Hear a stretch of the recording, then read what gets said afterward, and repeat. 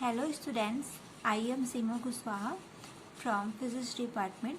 आज हम पढ़ेंगे औसत मुक्त पद तथा अभिगमन घटनाएं के अंतर्गत औसत मुक्त पद के लिए यथार्थ व्यंजक lambda equal to 1/√2 pi and sigma square का निगमन।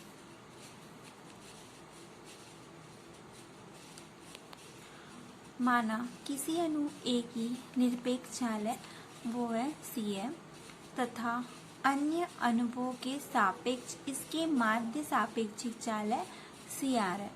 तो यह अणु जो है A वो प्रति सेकंड पाई सिग्मा स्क्वायर Crn अणुओं से टकराएगा,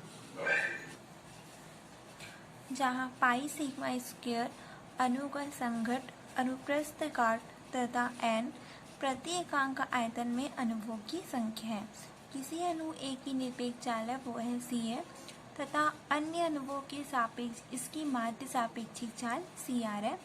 तो यह अणु A है वो प्रति सेकंड पाई सिग्मा स्क्वायर Cr अणुओं से टकराएगा, जहाँ पाई सिग्मा स्क्वायर अणु का संघट्ट अनुप्रस्थ काट तथा n है प्रति एकांक आयतन में अणुओं की संख्या, अर्थात तब टक्कर आवृत्ति होगी पाई सिग्मा स्क्वायर Crn। ये हो जाएगा इक्वेशन 1। यदि सभी संभव चालों के अणुओं की औसत चाल है वो C है, तो माध्य मुक्त पथ होगा लैम्डा इक्वल टू औसत चाल अपॉन टक्कर आवृत्ति। औसत चाल को यहाँ पर डिनोट करेंगे C बार से, और टक्कर आवृत्ति है पाई सिग्मा स्क्वायर Cr की पावर n। ये हो जाएगा इक्वेशन 2।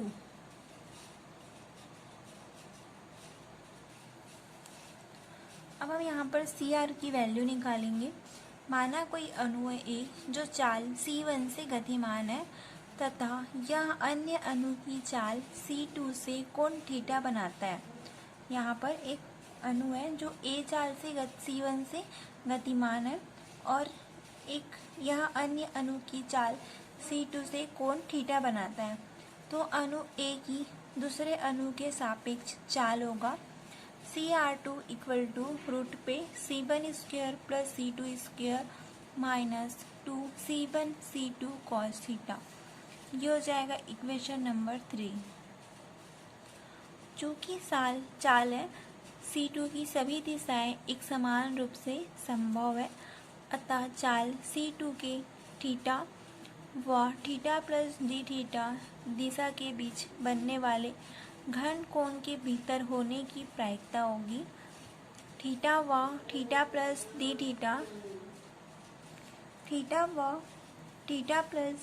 थीटा दिशा के बीच बना घन कोण अपॉन कुल घन कोण।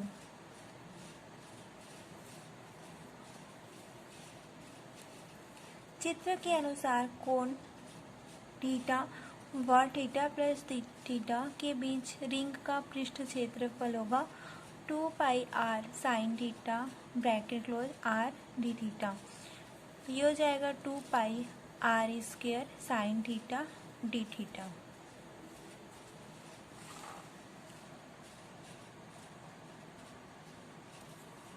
थीटा व थीटा प्लस डी थीटा के बीच घिरा घन कोण होगा रिंग का पृष्ठ क्षेत्रफल अपॉन दूरी स्क्वायर। रिंग का पृष्ठ क्षेत्रफल होगा यहाँ पे 2 पाई r square sine theta d theta और दूरी होगा r स्क्वायर। तो यहाँ पर r स्क्वायर कैंसिल हो जाएगा, तो यहाँ पर बचेगा 2 pi sine theta d theta.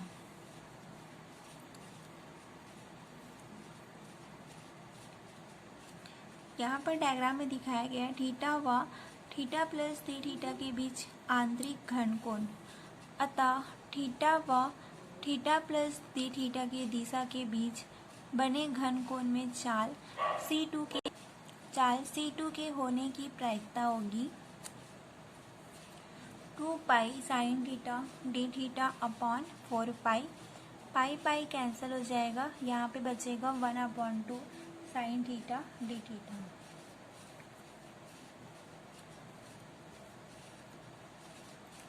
माना चाल है अतः चाल C1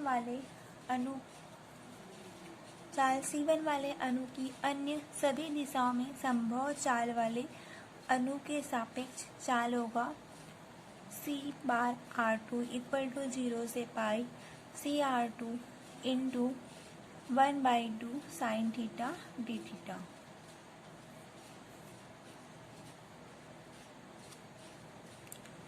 सॉल्व करेंगे इसे तो ये हो जाएगा 1/2 इंटीग्रेशन 0 से pi C1 square plus C2 square minus 2C1 C2 cos theta 1/2 sine theta.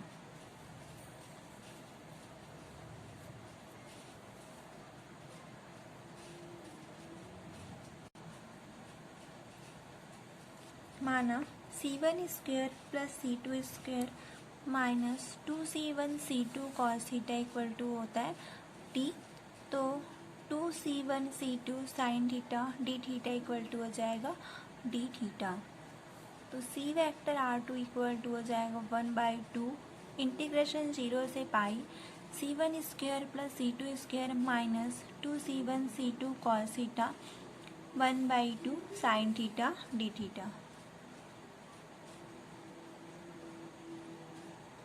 C vector R2 equal to होगा 1/2 इंटीग्रेशन 0 से pi C1 square plus C2 square minus 2C1 C2 cos theta 1/2 sine theta d theta. Solve करेंगे इसे तो ये हो जाएगा 1/4 C1 C2 integration upper limit है C1 plus C2 square, lower limit पे C1 minus C2 square T 1/2 dt। क्योंकि यहाँ पे हम C1 square plus C2 square minus 2C1 C2 cos theta को हम यहाँ पर माने थे T, तो यह हो जाएगा T 1/2, इसके जगह पे T रख देंगे dt।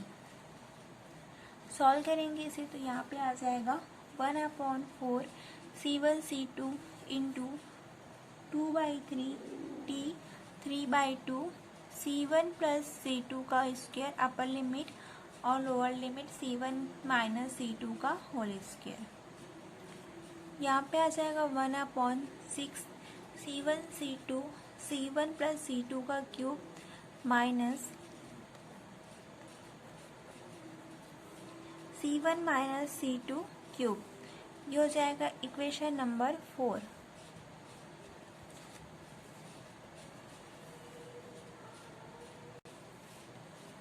चूंकि समीकरण 3 द्वारा प्रदर्शित सापेक्षिक चाल CR2 का मान है वो सदैव धनात्मक होगा, चाहे C1 व C2 के कुछ भी मान क्यों ना हो। अतः समीकरण 4 में C1 माइनस C2 क्यूब के स्थान पर C1 माइनस C2 क्यूब लिखा जा सकता है।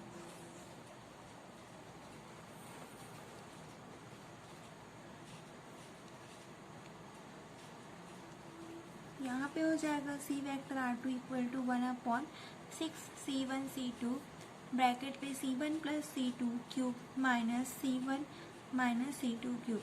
यदि C1 ग्रेटर देन C2 हो तो C vector R2 equal to हो जाएगा 1/6 C1 C2 ब्रैकेट पे C1 plus C2 cube minus C1 minus C2 cube bracket close. Solve करेंगे इसे तो यहाँ पे आ जाएगा 3 C1 square plus C2 square upon 3 C1। ये हो जाएगा इक्वेशन नंबर 5। तथा यदि C1 लेस देन C2 हो तो C vector R2 equal to होगा 1/6 C1 C2 ब्रैकेट पे C1 plus C2 cube minus C1 C2 minus C1 cube. तो यहाँ पे आ जाएगा C1 square plus 3 C2 square upon 3 C2।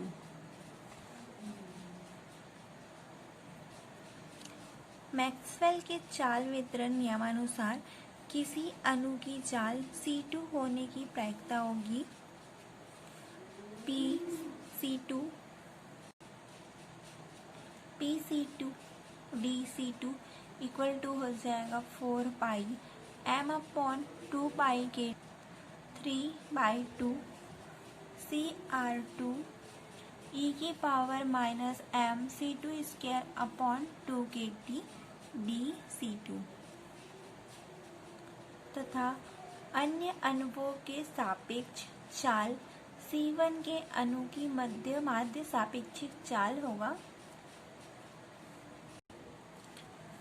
CR1 integration 0 से infinite C vector R2 P C2 dC2 0 से infinite C vector R2 into 4 पाई m अपॉन 2 pi KT 3/2 C2 square e की power minus m C2 square upon 2KT dC2 क्योंकि चाल C2 का मान 0 से infinite के बीच कुछ भी संभव है तो CR1 इक्वल टू इंटीग्रेशन 0 से C1 C vector R2 into 4 पाई m अपॉन 2 pi KT 3/2 C2 square e की power minus m C2 square upon 2KT dC2 plus integration C1 से infinite C vector R2 into 4 पाई m अपॉन 2 pi KT 3/2 C2 square e की power minus m C2 square upon 2KT dC2 आगे solve करने पे हो जाएगा integration 0 से C1 3C1 square plus C2 square upon 3C1 into 4 पाई m/2/KT 3/2 C2 square e की power minus m C2 upon 2KT dC2 plus integration C1 से infinite C1 square plus 3C2 square upon 3C2 into 4 pi m/2 3/2 C2 square e की power minus m C2 upon 2KT dC2 ये हो जाएगा equation number 5। अब अणु की चाल C1 होने की प्रायिकता P C1 dC1 equal to 4 pi m/2 KT 3/2 C1 स्क्वायर e की power minus m C2 upon 2KT dC1 को C1 के मान 0 से इनफाइनाइट तक समाकलन करके उपयुक्त समीकरण 5 से गुणा करने पर किसी भी अणु की माध्य आपेक्षिक चाल होगी CR equal to CR vector CR1 vector equal to integration 0 से इनफाइनाइट P C1 dC1 0 से C1 3C1 square plus C2 square upon 3C1 into 4 pi m/2 KT 3/2 C2 square e की power minus m C2 square upon 2KT dC2 plus C1 से infinite integration C1 से infinite C1 square plus 3C2 square upon हो जाएगा 3C2 into 4 pi m/2 KT C2 square e की power minus m C2 square upon 2KT dC2 इसे solve करेंगे तो यह आ जाएगा 16 pi square m/2 KT cube I1 plus I2 इसे हम लिखेंगे इक्वेशन नंबर 6। तो I1 की वैल्यू यहाँ पे हम I1 की जो वैल्यू रखी है यहाँ पे तो I1 इक्वल टू हो जाएगा इंटीग्रेशन 0 से इनफाइनाइट e की power minus m C1 upon 2KT m C1 square upon 2KT C2 square dC1 0 से इंटीग्रेशन 0 से C1 3C1 square plus C2 square upon 3C1 into C2 square e की power minus m C2 square upon 2KT dC2 I2 की value हो जाएगी integration 0 से infinite e की power minus m C1 square upon e की power minus m C square upon 2KT C1 square dC1 integration C1 से infinite C1 square plus C2 square upon 3C2 into C2 square e की power minus m C2 square upon 2KT dC2। हल करने पर प्राप्त होता है I2 equal to, हल करने पर प्राप्त होगा हमें I1 equal to I2 equal to 1/8√2 1/8√2 bracket पे m अपॉन 2KT की पावर 7 ब्रैकेट क्लोज 1/2। समीकरण 6 से इक्वेशन 6 से CR इक्वल टू हो जाएगा 16 पाई स्क्वायर ब्रैकेट में m अपॉन 2 pi KT cube into 2/8√2 m root पे m pi upon m 2KT की power 7 equal to 4/4 root KT upon m pi equal to हो जाएगा √2 इंटू रूट पे 8KT अपॉन m पाई। तो इसे हम लिख सकते हैं √2 C बार, क्योंकि C बार की वैल्यू होती है रूट पे 8KT अपॉन m पाई। अतः समीकरण 1 से औसत मुक्त पथ होगा lambda equal to C bar pi sigma square √2 C bar n। यहाँ पे C बार और C बार है वो कैंसिल हो जाएगा, तो हमें प्राप्त होगा 1/√2 पाई सिग्मा स्क्वायर n। जो हम औसत मुक्त पथ के लिए हमको व्यंजक निकालना था,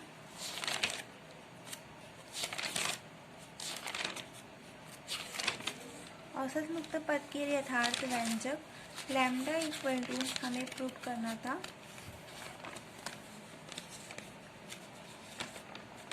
1/√2 पाई सिग्मा स्क्वायर n।